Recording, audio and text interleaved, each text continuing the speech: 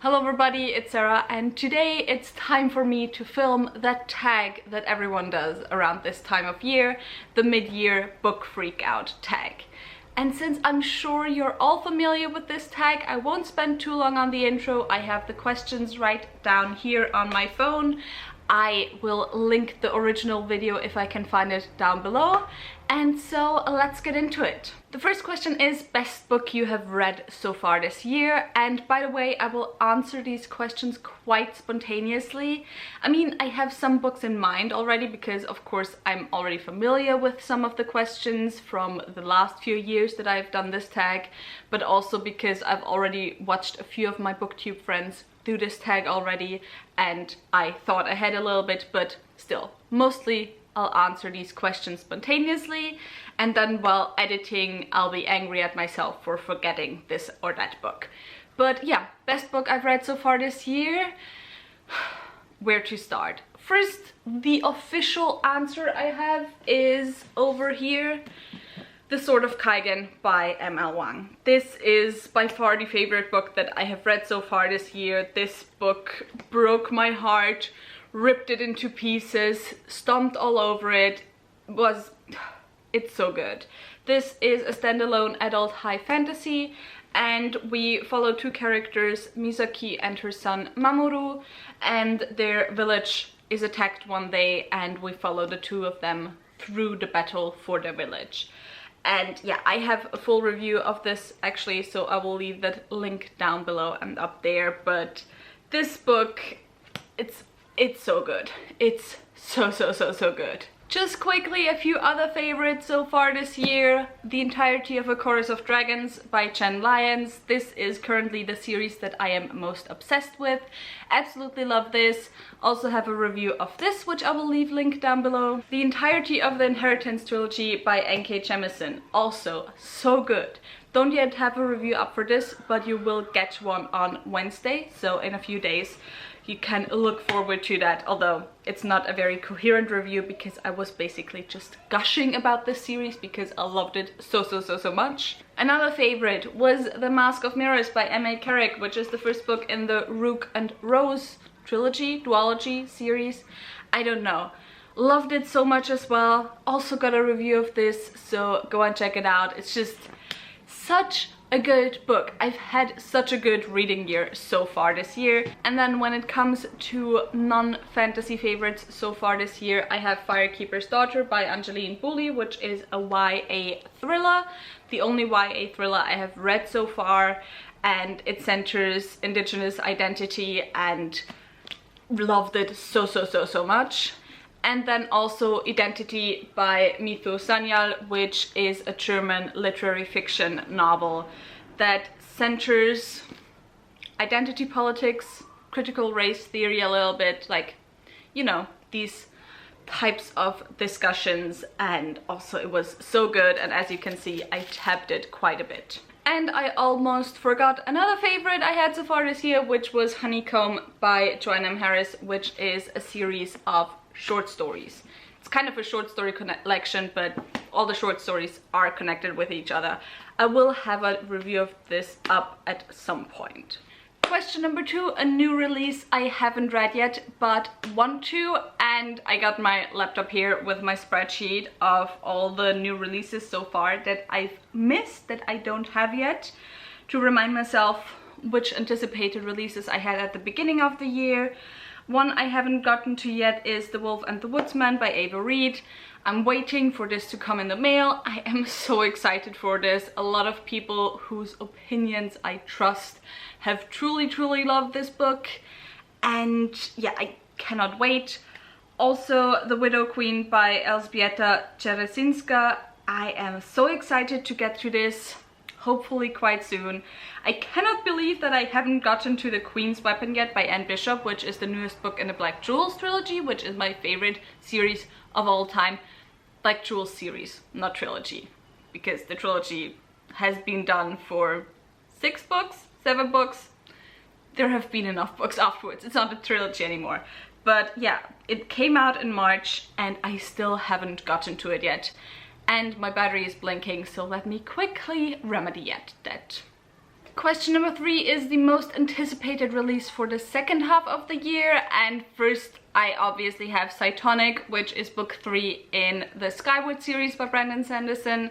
I have been waiting for this for 2 years. I am so excited. The second book ended on a big fat cliffhanger. I cannot wait to get to this in November. Then also I'm really excited for some reason already for The Wisdom of Crowds, which is the newest book by Joe Abercrombie in his first Law World. I think it's the final book in his second First Law trilogy. I forgot what the name of that was, and I am already so excited for that, even though I have not even finished the first of the trilogies yet. I'm currently reading Last Argument of Kings, and so far I'm just really enjoying his writing, and even though I still have to read 6 books before I can get to the new release, I am already excited for that. That's how you know you have found a new favorite author. Even though I do have a few problems with the First Law trilogy, but overall I'm just, you know, I just want to know where he goes, because I can see him improving a lot, or having improved a lot, I guess. Aside from that, I'm also really excited for The Bronzed Beasts, which is the 3rd book in the Gilded Wolves trilogy, and I think it's the final book. I think it's only a trilogy, and I really enjoyed the first 2 books, so I'm excited for the finale. I'm also really excited for Wings of Shadow, which is the finale to the Crown of Feathers trilogy by Nikki Pau Preto. There's a few books that I'm still excited for. Question number 4, biggest disappointment so far, and for that I definitely have to go with Shadow of the Gods by John Gwynne, which is the first book in the Bloodsworn series. I won't go into why I hated this. I have a full rant review. I feel like I talked and shat on this book enough already, but yeah, I just really didn't like it. I mean, I can't really say it was a disappointment necessarily, because I didn't really expect that much from it, to be honest. Like, I just picked this up because of the general excitement around it, not because I personally was too interested in it. But yeah, how much I disliked it was a disappointment. And then I have a second disappointment, and that is a rereading disappointment, where the reread didn't hold up to my expectations and memories, and that was The Hero of Ages by Brandon Sanderson, which is the finale, the 3rd book in his first Mistborn trilogy. And yeah, I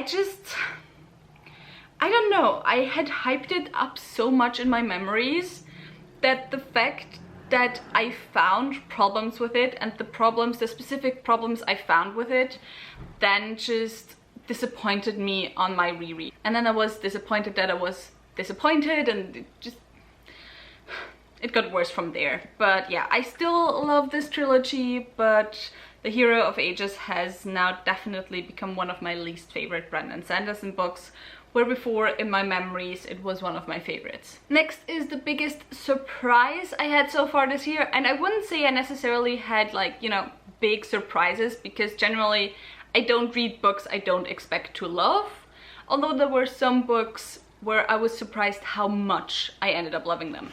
The first is The Ruin of Kings, or the A Chorus of Dragons series, because, like, I thought I'd love this, I was excited for this, but I did not expect how much I'd fall in love with the characters, and just I did not expect this to become a new favorite series of all time so quickly, and just, I love it so much. Everyone go read this. Another surprise I would say was The Grace of Kings by Ken Liu, because this is just such a unique adult high fantasy, and I just found myself enjoying this, enjoying the concept, enjoying the story and the storytelling so much that I was actually really surprised by this. And I'm also biggest surprise of this because I'm surprised that I haven't picked up the second book yet.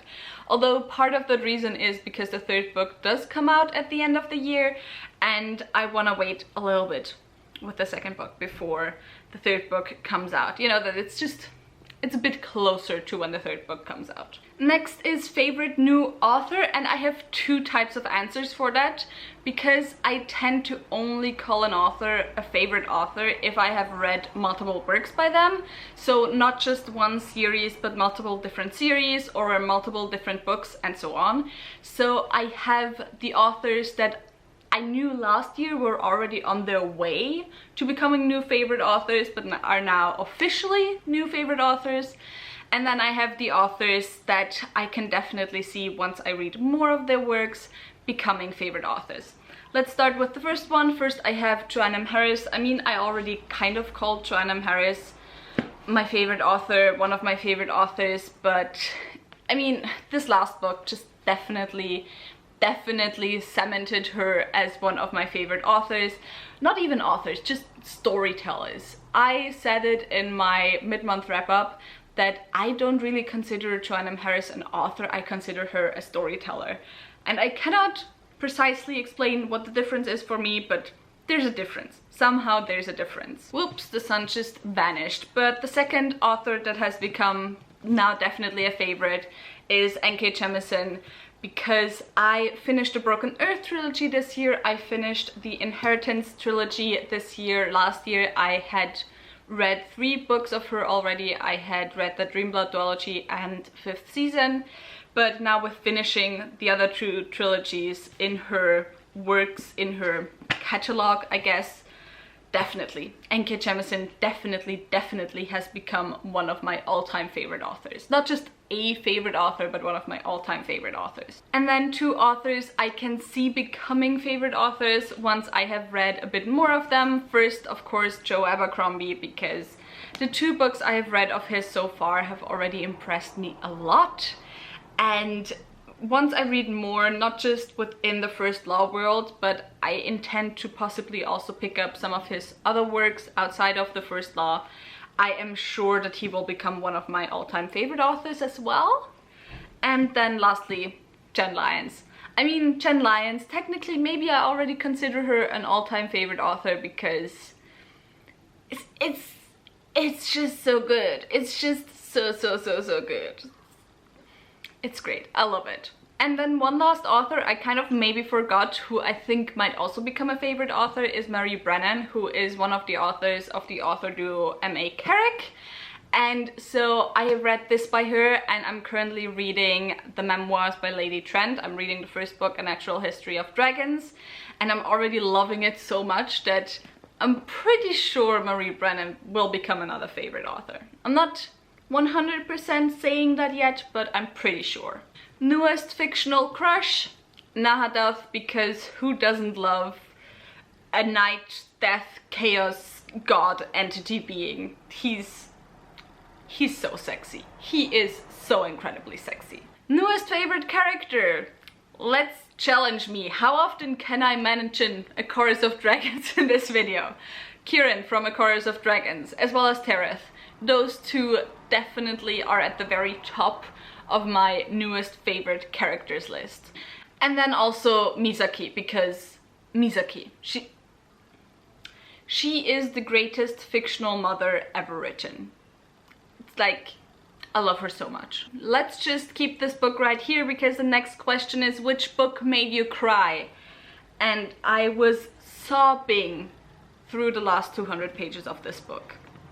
Sobbing. Enough that it inspired me to make a video of which books made me cry the most. Which incidentally, The Hero of Ages was on there, but on a reread it just didn't even make me shed a tear. Also, there's a car outside right now that's playing music really loud. But anyway, and then the second book that made me sob so far this year was White Chrysanthemum by Marilyn Bracht, which is a historical fiction, literary fiction novel with 2 timelines, one in the present, one in the past. And it's about the Korean comfort women during the Second World War and during Japanese occupation in Korea. It's a heartbreaking story, a very emotional story, and so beautiful. Next is a book that made me happy, and I don't read happy books, so I'm going with The Ruin of Kings, or A Chorus of Dragons in general. Made me happy. But I don't read happy books. Books don't make me happy. I mean, reading makes me happy, but like, I wouldn't say I have specific books that make me happy. Although, I did do a few rereads so far this year, so let me go grab one. Like, rereading The Black Magicians by Trudy Canavan, that definitely made me happy. Second to last question, the most beautiful book you bought so far this year, and that definitely goes to Honeycomb. I don't know if you can see it, but it's like this gilded blue cloth bound book, and also there is illustrations in there. Let me see if I can find one. There's just beautiful illustrations in here, so this definitely is the most beautiful book I got so far this year. And the last question is, what books do I need to read by the end of the year? I mean, first of all, I want to read the rest of Joe Abercrombie's First Law series because I want to be caught up by the end of the year. I want to read Wisdom of Crowds by the end of the year. I won't say by the time it comes out I want to be caught up, because the release date is in September and there's 2 months left until September, and I have 6 books left to read in his First Law world, so yeah, not gonna do that. Then, as I mentioned, I also want to read the second book in the Dandelion series by Ken Liu. I think the second book is called Wall of Storms. I'll insert it here.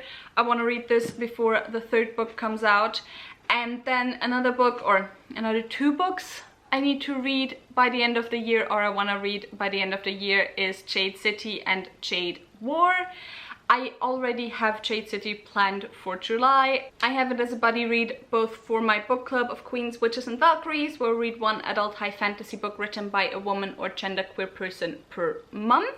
So that's our buddy read for July, Jade City, and then I'm also buddy reading it with Skylar from Skylar's Bookshelf. So yeah, definitely gonna read Jade City, probably gonna jump right into Jade War as well, and then hopefully be ready by the time the third book comes out. And then other books I also still have to read. I'm taking part in the Crab-along, which is a year-long Cosmere read-along, so all the books that are left from the Cosmere that I haven't reread yet, I also still have to read in the second half of the year, which is Mistborn Era 2 and Stormlight Archive, and then a few of the short stories and novellas. But yeah, that was it for this tag. That was it for the mid-year book freak out tag.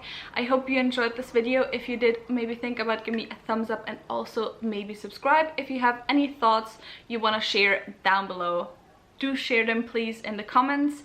All the links to my social media are in the description box down below, so go and check those out. All the links to my book club, as I said, are also down below, so go and check those out as well. And I hope I'll see you soon. Bye!